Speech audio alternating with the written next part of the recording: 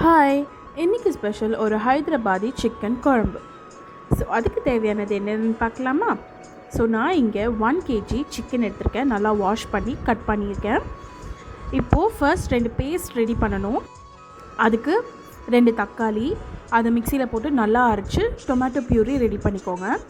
அப்புறம் அரை தேங்காய் அதை எடுத்து கொஞ்சோண்டு தண்ணி ஊற்றி அதை நல்லா பேஸ்ட் ஃபார்மில் எடுத்துக்கலாம். இப்போது பூண்டு 2 பூண்டு, 4 ஏலக்காய், 4 கிராம்பு, ஒரு பட்டை, அப்புறம் ஒரு பெரிய வெங்காயம் நீளமாக அரிஞ்சது. தேவையான தூள் 1 டீஸ்பூன் மிளகாய் தூள், 1 டீஸ்பூன் மஞ்சள் தூள், 2 டீஸ்பூன் கரம் மசாலா, தேவையான அளவுக்கு உப்பு, 2 டேபிள் ஸ்பூன் எண்ணெய். இப்போது உங்கள் பேன் எடுத்துகிட்டு அதை ஸ்டவ்வில் வச்சதுக்கப்புறம் நல்லா சூடானதும் 2 டேபிள் ஸ்பூன் எண்ணெயை ஊற்றி நம்ம எடுத்து வச்சுருக்கிற பூண்டு வெங்காயத்தை ஆட் பண்ணி நல்லா வதக்கி விடுங்க.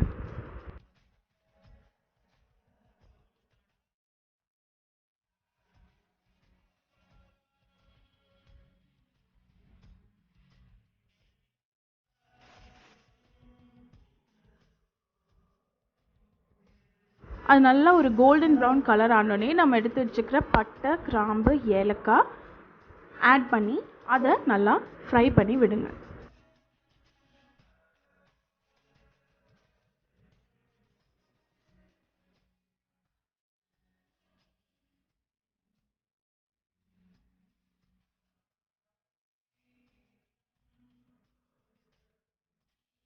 அது நல்லா வதங்கினதுக்கப்புறம் நம்ம தூள் ஆட் பண்ணணும். கரம் மசாலா, மிளகாய் தூள், மஞ்சள் தூள், தேவையான அளவுக்கு உப்பு.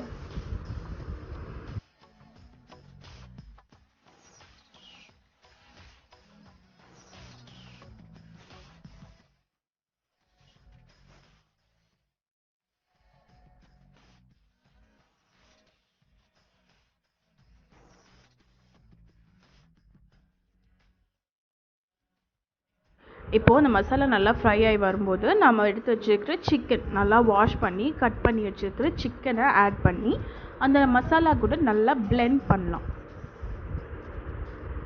ஸோ நல்லா மிக்ஸ் பண்ணி விடுங்க. அந்த மசாலாலாம் சிக்கனில் நல்லா பிடிக்கிற மாதிரி மிக்ஸ் பண்ணி விடுங்க. ஒரு 5 மினிட்ஸ்க்கு நீங்கள் வேணால் க்ளோஸ் பண்ணி அந்த வேக வைக்கலாம் அந்த சிக்கனை.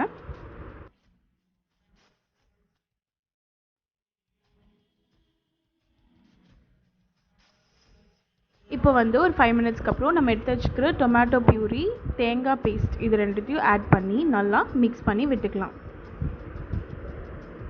ஆக்சுவலி இதிலே பார்த்திங்கன்னா கொஞ்சம் தண்ணி வரும். நல்லா மிக்ஸ் பண்ண உங்களுக்கு ஒரு செம திக் கிரேவி ஒன்று ஃபார்ம் ஆகும். தண்ணி பார்த்து ஊற்றுங்க.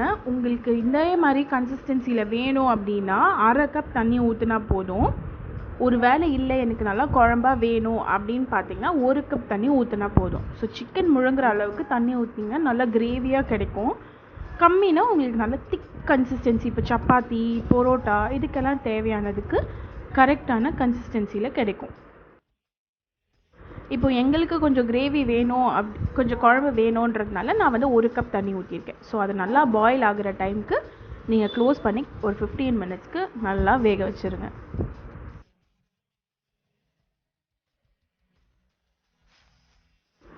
ஸோ இப்போ பார்த்தீங்கன்னா அந்த எண்ணெயெல்லாம் அழகாக மேலே நின்றுட்டுருக்கும். ஸோ அந்த டைமில் நீங்கள் ஒரு 5 மினிட்ஸ் நல்லா கொதிக்க விடுங்க. ஸோ நம்ம டேஸ்டியான ஹைதராபாதி சிக்கன் குழம்பு ரெடி. கண்டிப்பாக இது எல்லாருமே ட்ரை பண்ணணும். பிடிச்சிருந்தா இந்த வீடியோவை லைக், ஷேர், சப்ஸ்கிரைப், பெல் பட்டனை மறக்காமல் ப்ரெஸ் பண்ணுங்கள். பாய்.